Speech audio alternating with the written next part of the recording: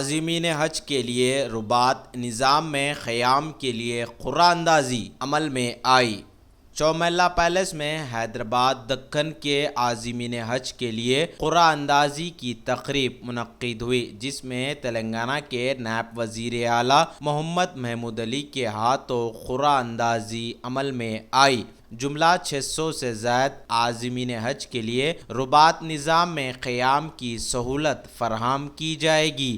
اس موقع پر special secretary Umar Jalil, Hassan Mohammad, حج special officer S A Shakoor کے علاوہ اور بھی دیگر افراد موجود تھے۔ نظام رباط مکہ مکرمہ کے لیے ابھی قرعہ اندازی کا عمل مکمل ہو چکا ہے۔ وہاں پر 2 بلڈنگز لیے گئے ہیں۔ ایک بلڈنگ شیشہ میں ہے جس کی کیپیسٹی 250 عازمین کی ہے۔ اس کے علاوہ اور ایک بلڈنگ ہے جس میں جو ہے تقریباً 348 ہے، جو بکوتما میں ہے، علاقے میں ہے۔ جملہ جو عازمین کی تعداد ہے بلڈنگز میں وہ 678 کی تعداد ہے۔ جو پہلی بلڈنگ ہے شیشہ کی اس میں 250 ہے، تو 250 میں 10% رائل فیملی نظام فیملی کے لیے ریزرو کوٹا کیا گیا ہے، تو 225 کا پورا ہونا تھا، جس میں سے ایک خادم الحجاج کے لیے ریزرو کی گئی ہے۔ 224 لوگوں کا انتخاب ابھی عمل میں آ چکا ہے۔ اس کے بعد جیسے ہی تصریح بکوتما بلڈنگ کی آئے گی اس کے بعد اس لسٹ کو جاری کیا جائے گا۔ اس میں بھی 10% رائل فیملی ہوگی۔ اگر رائل فیملی کے 10% سیٹ فل اپ نہیں ہو پا رہے ہیں تو انشاءاللہ تعالی اس کو بھی ویٹنگ لسٹ کے ذریعے پر کیا جائے گا۔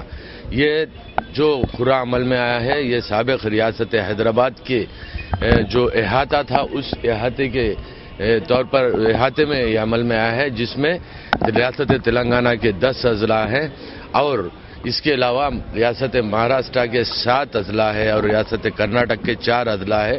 جملہ 21 اضلاع کے جتنے لوگ عزیزیہ میں اپلائی کیے ہیں، تقریباً 3900 سے زائد لوگ عزیزیہ میں اپلائی کیے ہیں یہ 21 اضلاع سے۔